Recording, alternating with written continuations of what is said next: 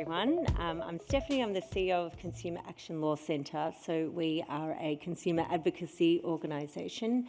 We have a team of financial counsellors working on the front line, operating the Victorian National Debt Helpline.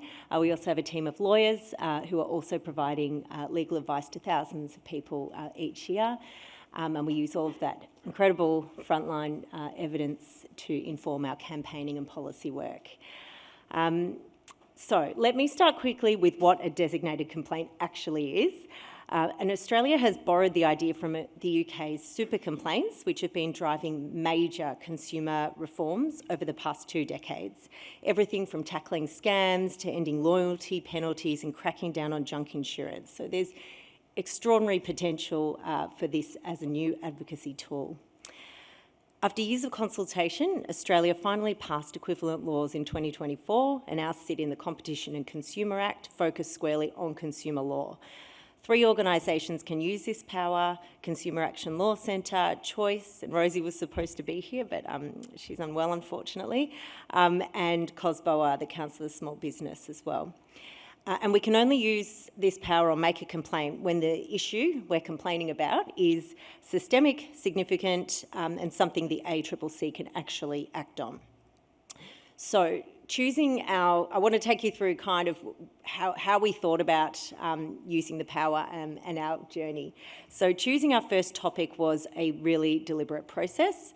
And I was scared as well, because this was like, there was no template, there was no, it was like submitting a report that it was really public, but we didn't really know entirely what we were doing. So we set up an internal working group at Calc. We agreed a list of criteria on how we would decide our complaint.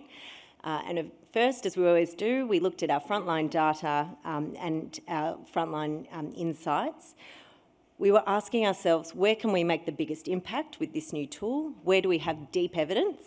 Where were vulnerable consumers being harmed? We consulted nationally as well across the sector with ECA and lots of people in the room.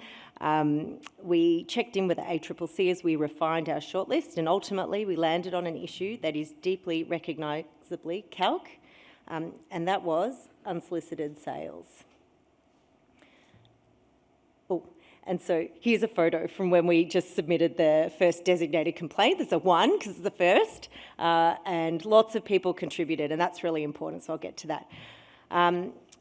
So in March 2025, we lodged the first designated complaint. We put forward what our workers see daily: door knocking, cold calling and online lead generation, funnels that push people, especially vulnerable people, into harmful financial decisions. We called for a full ban on unsolicited sales because in our experience, the limited protections that exist in the consumer law simply do not work. And we were a little more woolly around lead gen. We said serious scrutiny is needed for this murky lead generation industry. Unsolicited selling has been in Calc's DNA for years. Okay. Our Do Not Knock sticker, we've produced thousands and distributed thousands across the country. We've had strategic litigation in the Competition Tribunal. We've had thousands of clients. This is territory we know inside out, and it was the same for our consumer advocate colleagues from across the country. The leading case on unconscionable conduct, the highest bar in our consumer law, it's a door-to-door vacuum cleaner sale. And despite all of that work, the needle just has barely shifted. And that's why we took an economy-wide view of our complaint, because the practice itself is the problem.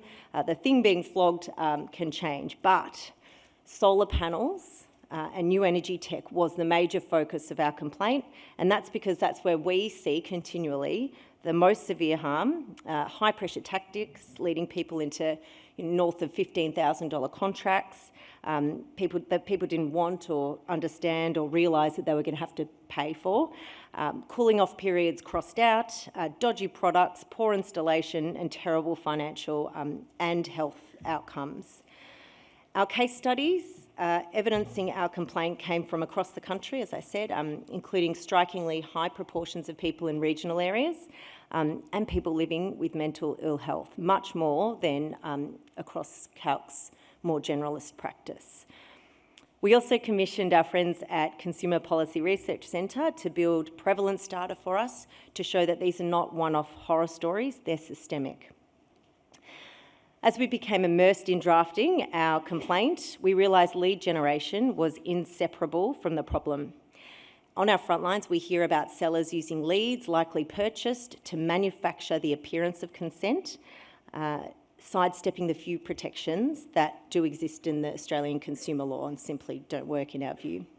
So we asked the ACCC to dig in. Unlike unsolicited sales, we didn't call for an outright ban, as I said, but we did call for stronger transparency and regulation of this hidden industry. And the impact? Well, the ACCC took it seriously. That's good. They issued, after considering the report, and I know Pat is here and did a lot of work on this, after considering our designated complaint, which was quite long, they issued a national consultation paper that engaged really deeply with the issues raised in our complaint and posed a long list of questions. And, you know, for me, what's so significant about this is it effectively put unsolicited selling and lead generation on our national agenda. Our complaint led to one of the country's most powerful regulators examining the issue as a whole, rather than addressing aspects through narrow elements of existing laws like you need to with litigation. And that has been some of the most interesting reflections as we've gone through this process and over time looking back. So, where am I up to? Over 50 submissions have now been received from across the country to the ACCC's review. And those submissions were received from lawyers, from businesses, industry, consumer groups, regulators like ASIC and others. And the ACCC is preparing what I understand will be an in-depth report. The timing has also been really powerful. Our designated complaint intentionally aligns neatly with the unfair trading reforms on the horizon, particularly around lead generation and unsolicited sales. And while the ACCC prepares its findings, we've been busy developing reform options to feed into those processes. The designated complaint has given us a platform, a lever to move an issue we've been stuck on for decades. So something that felt like a hamster wheel for our lawyers, every week giving bad news to clients that they may have limited rights or options to get their money back or to get rid of those solar panels that aren't doing what they were promised off their roof. So something that felt like that hamster wheel is now the subject of a national review. This is exactly what the designated complaint power was designed for, taking long-standing consumer harm and finally giving it the systemic attention it deserves. So where might this take us? You know, for everyone sitting here in this room, I think what's really important is the nature of our complaint connected in with energy. The nature of Choice's complaint as well was about the best offer comparison. And so we had two complaints, and we could have, the power's really economy-wide. They both landed in energy, and I think that says something really important. It's something, a seed of something that maybe we can think about for our next complaint. We are limited to make one every 12 months, so we're rolling around to March again. Well, we are in March again, so we can make our next one. I'm not sure what that will be yet. It's been a lot of work, but it's the opportunity to pick up new and inquire into new issues, to take long-standing issues that, again, we haven't been able to shift the dial on.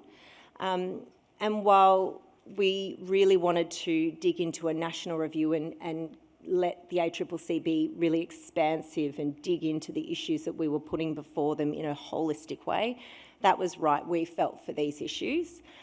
For other issues, very targeted enforcement action might be the right solution, or even a finding of no further action could be the most powerful advocacy tool, because if there are no laws, for example, in the space of AI, then that could be an opportunity for us to then, as a sector, call for the creation of new laws.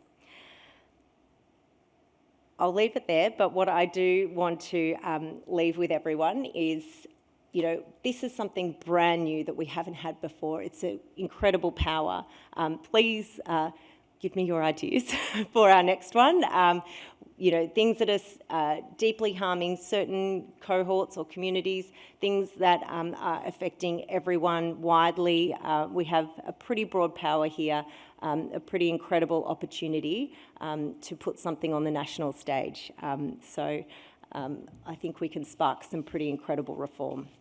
Thank you.